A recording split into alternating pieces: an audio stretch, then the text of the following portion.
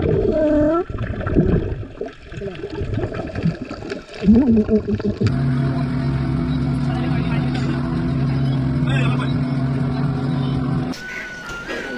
Morning. আজি হৈছে 31st, যিহেতু আজি লাষ্ট দিন আমাৰ গোৱাত। কালি আমাৰ নেক্সট ফ্লাইট আছে। তো স্কুবা ড্ৰাইভিংটো আমি কৰা নাছিলোঁ, কাৰণ সেইটো কাৰণে গোটেই দিনটো লাগে বুলি কৈছে, যিহেতু বেলেগ এটা আইলেণ্ডত লৈ যাব। তো আজি সেইটো কাৰণে আজি যাম আমি।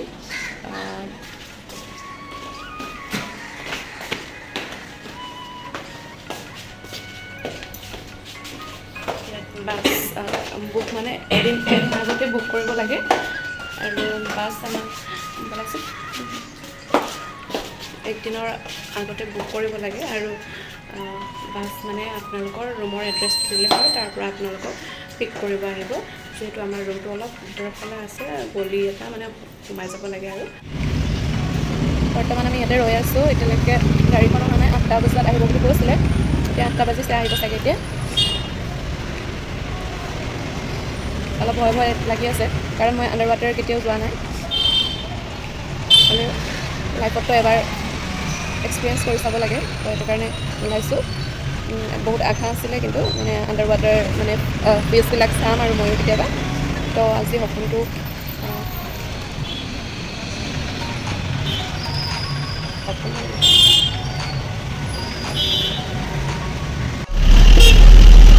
আমাক উইংগাৰ এখনত পিক আপ কৰিব আহিলে।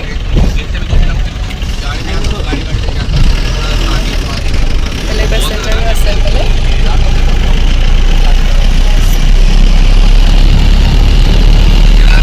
তো এতিয়া আমাক আইলেণ্ডখনলৈ লৈ গৈ আছে।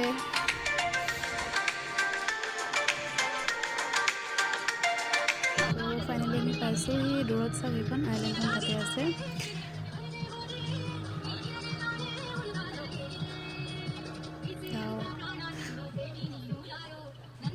আৰু বেলেগ টুৰিষ্টবিলাকো আছে, অলৰেডি তাতে আছে।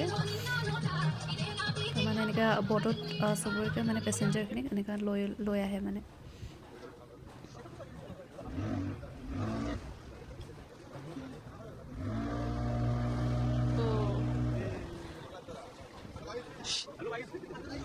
আইলেণ্ডখন চাওক, ইমান ধুনীয়া।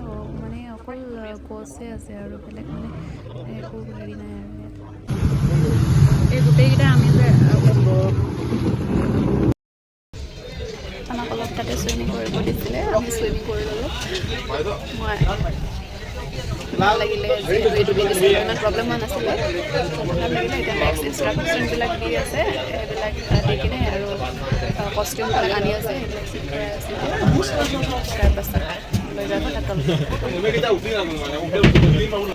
চাওক, ময়ো কষ্টিউম পিন্ধি ল'লোঁ।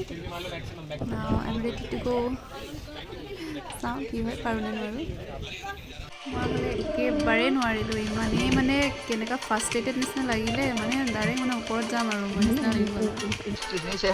তো মই আহিলোঁ আৰু ওপৰলৈ, নোৱাৰোঁ বুলি ক'লোঁ। মোৰ হালত চাওক কেনেকুৱা হৈ আছে। মোৰ মিষ্টাৰ সিটো অলপ পাৰিলে, মানে মোৰ পৰাতো অলপ বেছি টাইম কৰিলে, কিন্তু সিও বেছি নোৱাৰিলে, কাৰণ তাৰো মানে চুইমিঙৰ এক্সপিৰিয়েঞ্চ নাই মানে। তো সেইটো কাৰণে যিমানখিনি পাৰিলে কৰিলে, আৰু মোৰ পৰাতো বেছিয়ে কৰিলে। চাওক ইমান ধুনীয়া লাগিছে মাছবোৰ।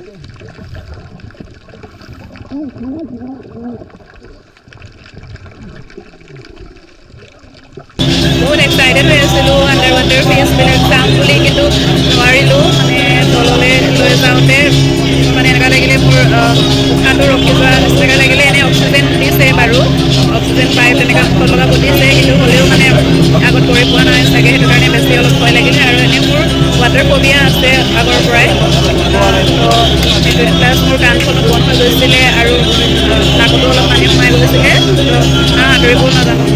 এনেতো মানুহ আছিলে আগতে, ইনষ্ট্ৰাকশ্যনবিলাক দিছিলে ভালকৈ, কিন্তু হ'লেও নোৱাৰিলোঁ। আৰু একো নাই, এক্সপিৰিয়েঞ্চ এটা হ'ল আৰু ভাল লাগিলে। আপোনালোকেও কেতিয়াবা গোৱা আহিলে স্কুবা ড্ৰাইভিংটো কৰিব, ভাল লাগে। যদি সাঁতুৰিব জানে আৰু ভাল লাগিব।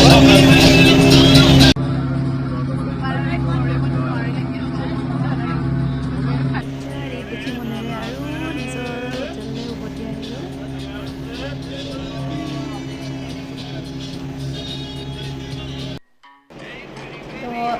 ইয়াতে আমাৰ গোৱা ট্ৰিপটো শেষ হৈছে আজি 31 অক্টোবৰ হয় কালি 1 তাৰিখ হৈছে নৱেম্বৰ মাহ সোমাইছে আৰু এই লাষ্ট 6 দিন কেনেকুৱা গ'ল গমেই নাপালোঁ বহুত ভাল লাগিলে এনজয় কৰিলোঁ গোৱাত আপোনালোকেও আহিব কেতিয়াবা বহুত ভাল লাগে ইয়াৰ পৰিৱেশটো বহুত বেলেগ স্পেচিয়েলি মানে যদি ফ্ৰেণ্ডছৰ লগত আহে গ্ৰুপত তেতিয়া মানে বেছি ভাল তেতিয়া ৰাতি বিচ চাইড পাৰ্টিবিলাক কৰিব পাৰিব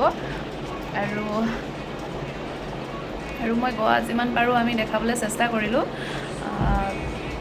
সম্পূৰ্ণ গোৱাটোতো নোৱাৰিলোঁ চাগে কিন্তু হ'লেও যিমান কভাৰ কৰিলোঁ সেইটো মই ভাবোঁ সিমানখিনি চাফিচিয়েণ্ট আছে অল গোৱা যোনখিনি মেইন চাৰ্চবিলাক সেইবিলাক চালোঁ আৰু নৰ্থ গোৱা চাউথ গোৱা গোটেইবোৰ এক্সপ্ল'ৰ কৰিলোঁ সেইটো স্কুটি ৰাইডত নতুন এটা এক্সপিৰিয়েঞ্চ এটা হ'ল ভাল লাগিলে